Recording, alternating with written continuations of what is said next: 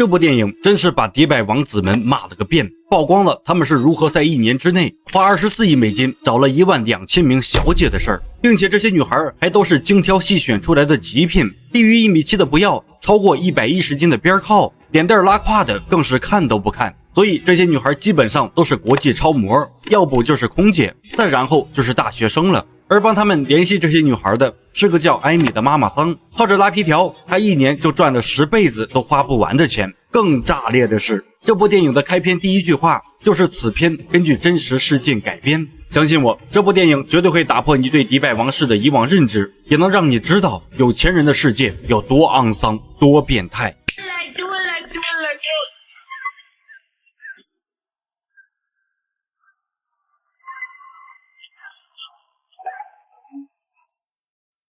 故事是以妈妈桑艾米的视角展开的。一开始，她只是个穷的叮当响，却满脑子做着明星梦的普通女孩。她最大的梦想是戴上选美比赛的王冠，登上时尚杂志的封面。可梦想很丰满，钱包很骨感，她连去外地参赛的路费都凑不出来。换普通姑娘可能会去打工，会去借钱，会放弃，但艾米却做了个让所有人目瞪口呆的决定。她找到几个精神小伙，用自己身上最小的衣服换了26块钱，而接下来她要用这钱赌一把自己的人生。他心里特明白一个道理，老老实实上班打工，一辈子都摆脱不了穷日子。想要彻底翻身，跨越阶层，就得敢赌敢拼，走别人不敢走的路。于是他用6块钱买了车票，20块租了身看起来很精致的礼服。结果刚上台，意外就发生了。他租的礼服看着好看，可配套的鞋子质量特别差。走到舞台正中央，全场所有人都盯着他的时候，鞋跟直接断了。艾米当场来了个狗吃屎，场面尴尬又狼狈。而这么一闹，王冠算是没戏了，奖项也跟他彻底无缘。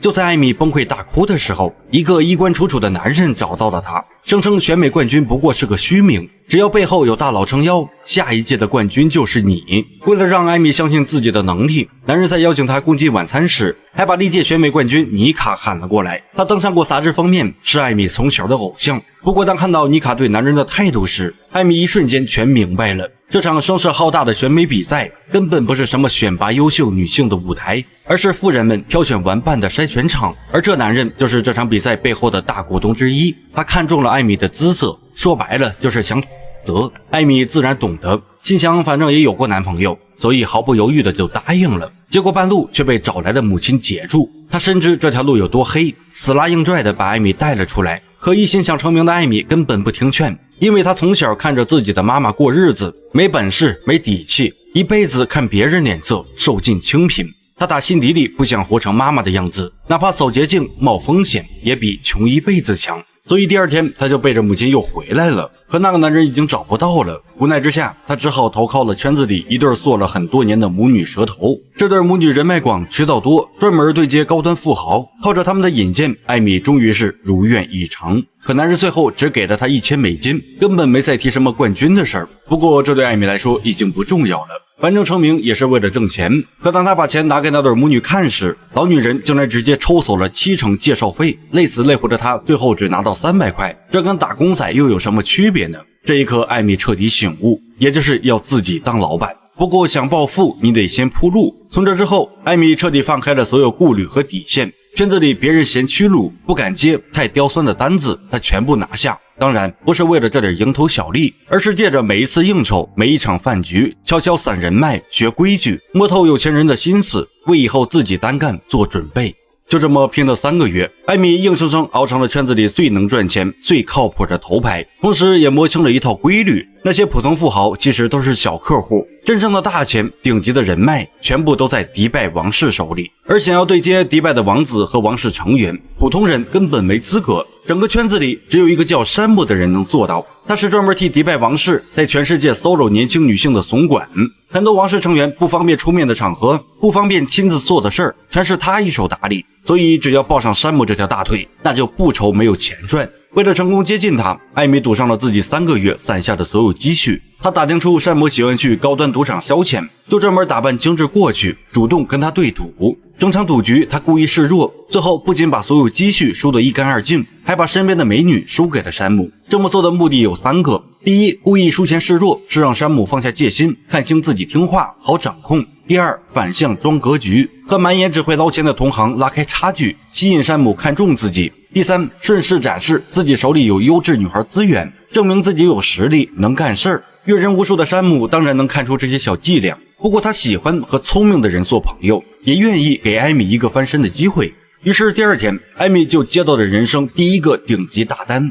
负责3位迪拜王子的7天私人游艇派对，全权负责筛选女孩，全程对接服务。艾米很清楚，普通混迹圈子的女孩根本入不了王子的眼，光是有钱人要的不是廉价的漂亮，是干净、体面、纯天然的优质女孩。所以他直接放弃了圈子里那些乱七八糟的旧人，花高价专门去招正经行业的女生。而到这儿，可能就有朋友要问了，正经行业的女孩会干吗？我想说的是，在大量的金钱诱惑面前，能抵挡住的人不是没有，但是很少很少。而也正是这场游艇派对，彻底让大家看清了迪拜王室的真面目。平时网上包装的优雅、尊贵、绅士，全他妈是假的。在没有外人、没有镜头的私密场合，这些王子的本性暴露无遗。在他们眼里，这些精心挑选的女孩就是供他们消遣取乐的玩具，没有半点尊严可言。整场派对下来，艾米做事周全细致，不管是流程安排还是突发状况，都处理得妥妥当当，让3位王子特别满意。对比山姆之前合作的中间人，艾米的资源更好，做事更靠谱。从这之后，山姆直接跟他达成独家合作，把迪拜王室所有的私密派对全部交给了艾米一个人打理。之前带艾米入行的母女蛇头，看到曾经被自己拿捏的小后辈儿，现在一跃成为顶级合作者，彻底眼红了，心态也直接失衡。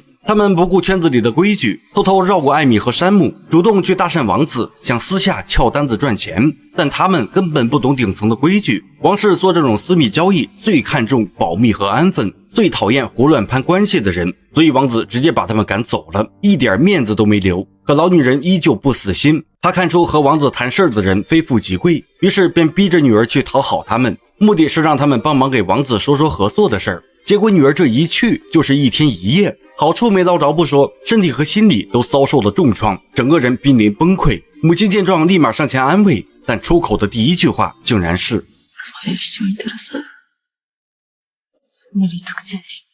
听到这话的老女人明显有些失望，而从这儿就能看出来，她根本不在乎女儿受了多少委屈，只关心生意有没有谈成。人性的自私和冷血在她身上展现得淋漓尽致。这件事儿很快传到了山姆耳朵里，他特意提醒艾米，这对母女就是累赘，早点甩掉对她更好。但艾米特别沉得住气，她没有当场翻脸，还是假装正常合作，因为她还需要这对母女剩下的赛事资源和人脉，壮大自己的团队。等把他们的价值榨干，再把他们踢出局也不迟。没过多久，彻底改变艾米命运的终极订单来了。当时迪拜王室正要全力换届，新国王为了稳固自己的地位，要办一场规模超大的私密盛会。这场盛会要求极高，就要100个全新面孔、零派对记录、高颜值、高学历的纯天然女孩。如果这一单做好了，以后所有王室成员的私人派对全部承包给艾米一个人。这意味着只要拿下这一单，后半辈子就彻底不用愁了。但老女人手里的那点家底儿根本满足不了这个需求，于是艾米开始动用身边一切能用的资源，在世界各地疯狂举办选美比赛，和各大知名品牌联名合作，地毯式搜索美女，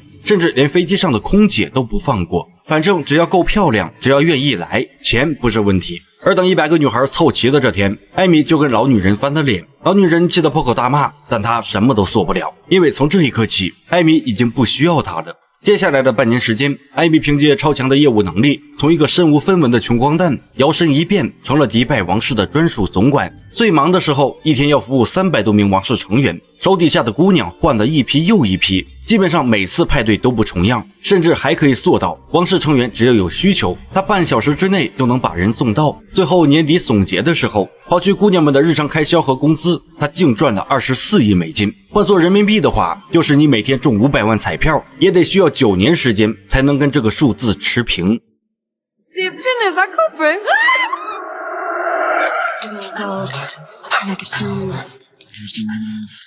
虽然站在了行业顶端，但艾米心里也清楚自己做的是灰色生意，赚钱再多也不是长久之计，所以他早就为自己金盆洗手做好了打算。他总共干了2件事。第一，在自己的老家波兰交往了一个老实巴交，对他过去一无所知的男朋友，想办法把资产转移过来。第二，花了大价钱做了身体修复手术，试图把自己重置成一个干净的姑娘。她一边和山姆在迪拜过着纸醉金迷、挥金如土的生活，一边和老家的男朋友谈着甜甜的、不谙世事的恋爱。整整1年，她把两边的关系平衡得滴水不漏，没有露出半点破绽。可百密一疏，意外还是来了。她老家的男友一直以为她就是普通上班族，满心欢喜想给她一个惊喜，独自跑来迪拜找她，还当着山姆的面亲了她。这一刻，山姆觉得自己头上变绿了。其实他是真的喜欢艾米，甚至一度以为他们之间不只是合作关系。但现在他发现自己只是艾米众多棋子中的一颗，所以他不打算再给艾米提供保护。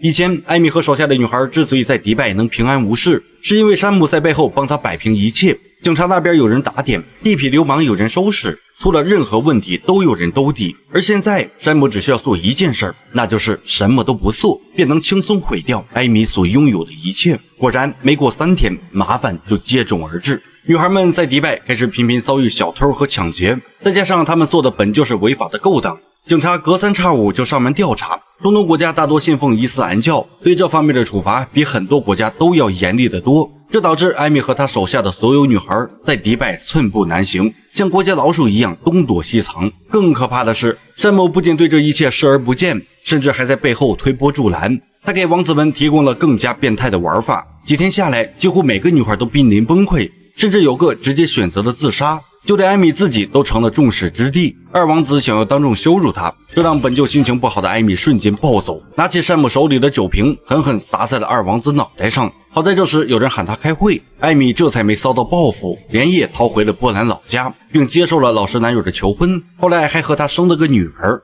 可躲得了初一，躲不过15，安稳日子没过几年，山姆突然找上门，带着王室的命令逼他重新出山。可即便是面对海外资产被冻结的要挟，艾米愣是没有答应他。毕竟现在的生活很安逸，家庭又美满，经历了那么多，钱不钱的已经不重要了。但他还是小看了山姆的本事。他找到当年那个老女人，从她手里买了一段艾米刚出道时的视频，并偷偷送给了艾米的丈夫。结果可想而知，艾米又变成了一无所有，只能被迫回到迪拜去拿回自己的财产。可当他再次踏入王室宴会厅的这一刻，他才彻底绝望，这根本不是什么工作派对，而是专门为他设的复仇死局。当年被他撒伤的二王子，如今已经夺权上位，成了手握迪拜生杀大权的新王。他隐忍了这么久，就是为了等今天报复当年的羞辱。这一刻，艾米彻底醒悟，他这辈子机关算尽，步步为营，自以为掌控了人脉和资源，实际上自始至终他都只是权贵手里的一枚棋子，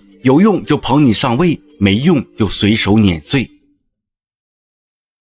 故事的最后，艾米侥幸保住了一条命，狼狈逃离迪拜，所有财富、光环、地位一夜归零。回国之后，他因为长期从事灰色违法生意，被警察依法抓捕服刑。曾经年入几十亿，叱咤中东的顶级女车头，最后褪去所有浮华，沦为最普通、最落魄的普通人，为自己的贪婪和选择付出了惨痛的代价。其实看完这部真实改编的电影，真的会彻底颠覆认知。但是由于电影中40%的画面都不能给大家展现，所以只能草草的讲完这个故事。不过这也足够让我们知道，网上包装的迪拜王室优雅尊贵，全是给外人看的假象。在无人监管的顶级私密圈，绝对的财富和权力只会滋生极致的黑暗和残暴。在这些权贵眼里，普通人的梦想、尊严、人格一文不值。艾米的一生就是一场彻头彻尾的人性悲剧。她不甘平庸，敢于拼搏，明明有翻盘的本事，却选错了路。为了快速暴富，她突破底线，剥削同类，从一个被贫穷压迫的弱者变成了逐利冷血的上位者。野心成就了她一时的辉煌，最后也彻底毁了她的一生。而那些被高薪、明星梦诱惑的女孩更是让人惋惜。她们颜值高、学历好、前途光明，本该拥有安稳顺遂的人生，却因为一时的虚荣和贪心，妄图走捷径暴富，最终坠入深渊，受尽屈辱，终身活在心理阴影里。而这部电影也给所有人提了个醒，天底下没有免费的暴富，所有看似轻松的捷径背后都藏着天价的代价。靠出卖底线、践踏良知换来的财富和阶层跨越，永远无法长久。没有人可以两头占便宜，既想赚见不义之财，又想安稳洗白、全身而退，这根本就是自我欺骗。真正的人生翻盘，从来不是靠投机取巧、铤而走险，守住本心，脚踏实地，坚守底线，不贪不属于自己的东西，才是咱们普通人最安稳、最靠谱的人生底气呀。